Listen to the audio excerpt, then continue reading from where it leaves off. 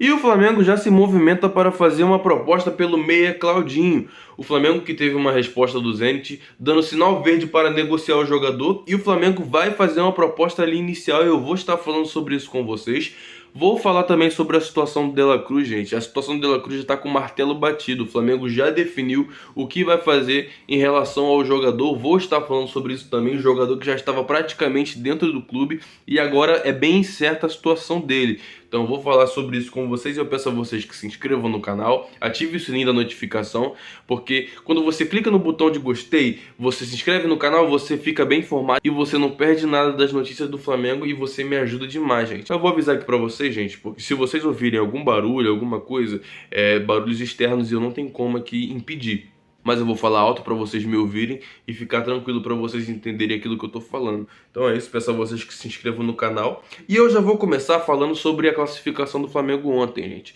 Essa classificação rendeu ao Flamengo 24 milhões e 700 mil reais. Mas não foi só a classificação que rendeu, gente. Foi a trajetória do Flamengo toda na fase de grupos até chegar a essa classificação. Então o Flamengo conseguiu ali a bagatela de 24 milhões de reais. E se for avançando e chegar até a final, vai ganhar muito dinheiro ainda. Eu vou estar sempre falando aqui para vocês. E o jogo de ontem, gente, foi perfeito. Foi o jogo certo para sacramentar a renovação do Bruno Henrique. Até porque o Flamengo tá para fazer uma proposta pelo jogador, mas tá vendo qual é a do jogador. Se ele vai conseguir ali jogar, se ele vai conseguir desempenhar o seu futebol. E eu vou falar uma coisa para vocês. No jogo de ontem parecia que o Bruno Henrique estava ali em 2019 ainda, no seu auge.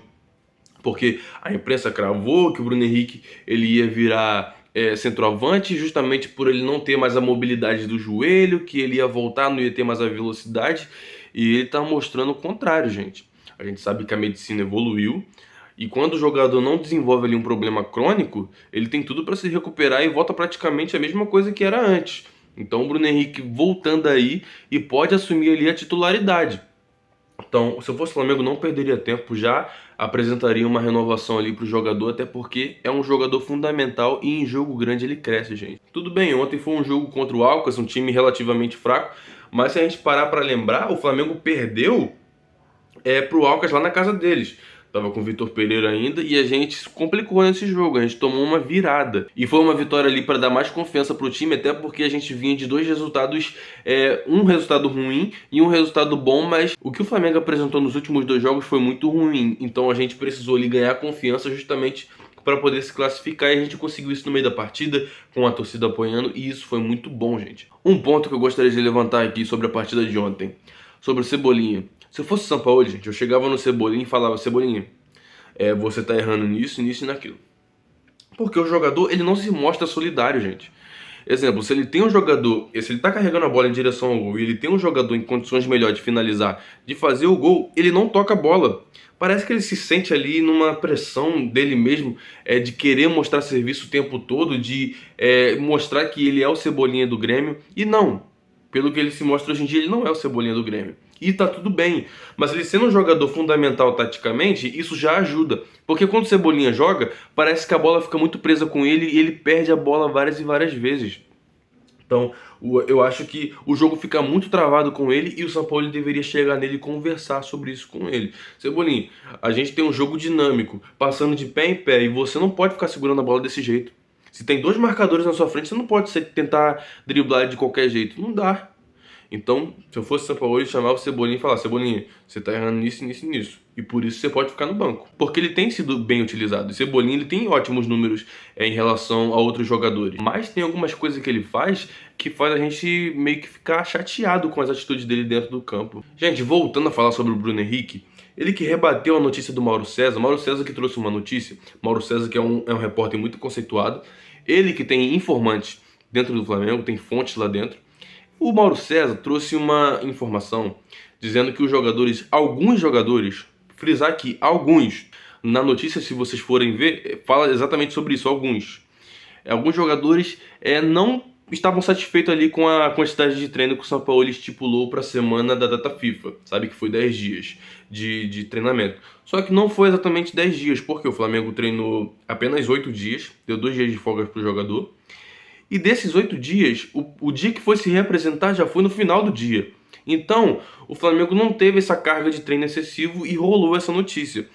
Como a mídia é muito sensacionalista, quer pegar, quer clique, quer fazer um monte de coisa e quer se crescer com a imagem do Flamengo, começou a colocar que o elenco do Flamengo estava rachado, que o elenco do Flamengo não ia ali com a cara do Sampaoli, que não estava agradando, que não sei o quê, e criou-se uma polêmica. E ele rebateu o Mauro César, dizendo que ele tem que ter mais responsabilidade nas coisas que ele fala, e o Mauro César foi lá e falou: eu frisei que foram alguns jogadores. E, gente, agora a minha opinião sobre isso. O Mauro César, a gente sabe que ele é rubro-negro, ele não é um jornalista que gosta de ficar causando crise dentro do clube.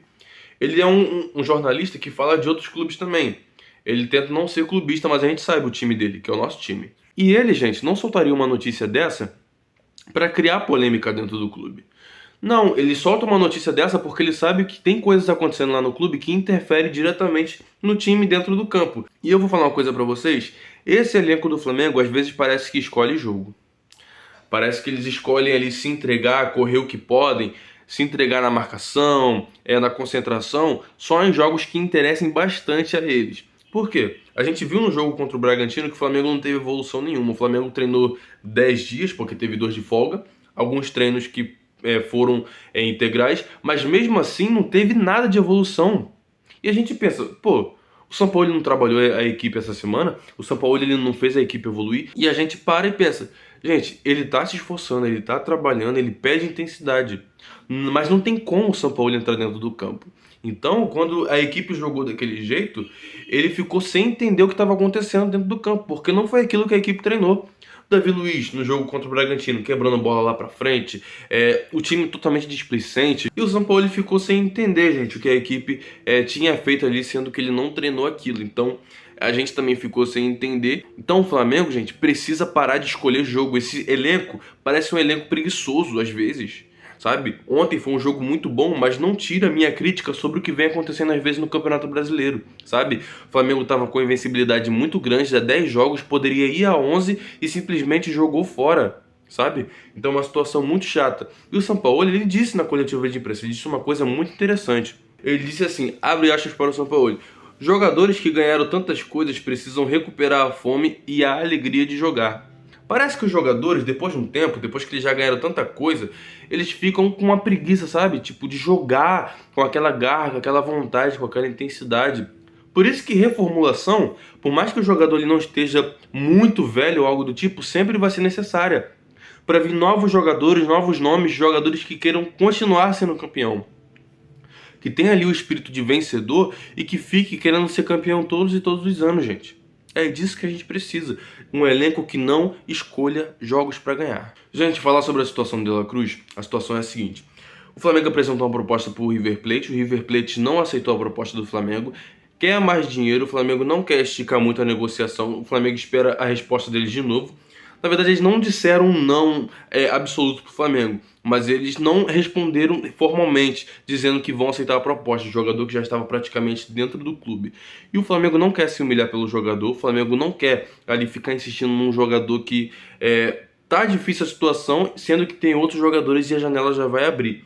E o Claudinho do Zenit, gente, se tornou ali uma espécie de plano B para o Flamengo. Por quê? O Zenit quer negociar o jogador, o Zenit tem interesse em negociar o jogador e o jogador teria interesse de vir para o Flamengo. O Flamengo já consultou ali junto ao Zenit os valores do jogador, valor de mercado, e viu que o jogador está num preço que dá para o Flamengo pagar. O Flamengo, claro que vai barganhar, o Flamengo vai negociar justamente para ficar num preço muito mais acessível do que aquilo que ele já está. A equipe do Zenit quer 15 a 20 milhões de euros pelo jogador. O Flamengo planeja fazer uma proposta inicial de 12 milhões de euros, só que pode se estender, gente. O Flamengo sempre vai tentar pagar menos pelo jogador, porque é assim que funciona o mercado da bola. Então vai oferecer um valor menor do que eles esperam e espera que eles não façam um jogo duro para o jogador vir. Então o Flamengo está se movimentando justamente para fazer essa proposta pelo Claudinho.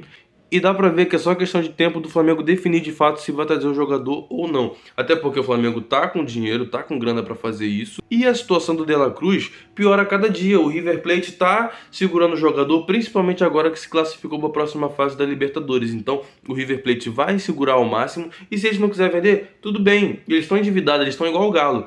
Então se eles não quiserem vender, beleza, com eles mesmo. Mas poderia vender agora pro Flamengo.